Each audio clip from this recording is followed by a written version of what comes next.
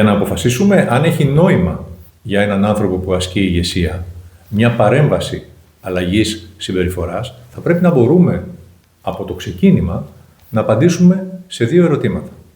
Το πρώτο ερώτημα είναι πώς προσδιορίζεται το σημείο προορισμού, πώς προσδιορίζεται η αποτελεσματικότητα που είναι επιθυμητή για τον άνθρωπο όταν η διαδικασία θα έχει ολοκληρωθεί.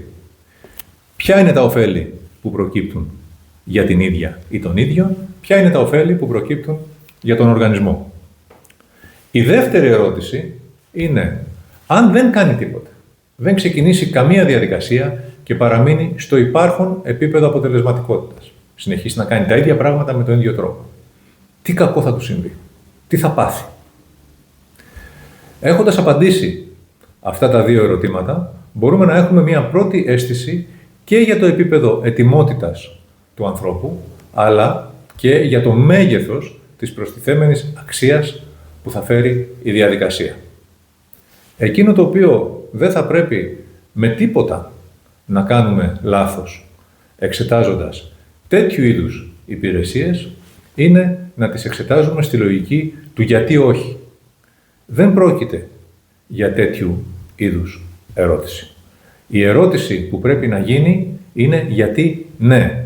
Χρειάζεται μια απάντηση σε αυτό το ερώτημα ηχηρή και ξεκάθαρη.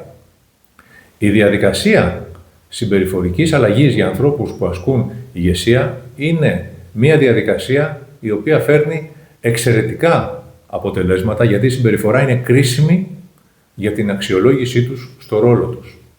Όμως δεν πρόκειται για μια αθλητική δραστηριότητα. Είναι πρωταθλητισμός. Απαιτεί δέσμευση, απαιτεί προσπάθεια και απαιτεί και πειθαρχία. Το να ξεκινάμε λοιπόν με υψηλό δείκτη ετοιμότητας είναι απολύτως απαραίτητο. Δεν είναι πολυτέλεια. Φανταστείτε ότι έχουμε να συνδυάσουμε δύο παραμέτρους. Από τη μία θέλουμε να μεγιστοποιήσουμε τις πιθανότητες της επιτυχίας και από την άλλη θέλουμε να ελαχιστοποιήσουμε κατά το δυνατόν το χρόνο. Είναι πολύ σημαντικό να έχουμε λόγους για να το κάνουμε αυτό. Και αν τώρα δεν έχουμε τους λόγους ή δεν είναι η κατάλληλη χρονική στιγμή, είναι προτιμότερο να παραμείνει για αργότερα. Αν πάλι τώρα είναι η ώρα, σκέψου το.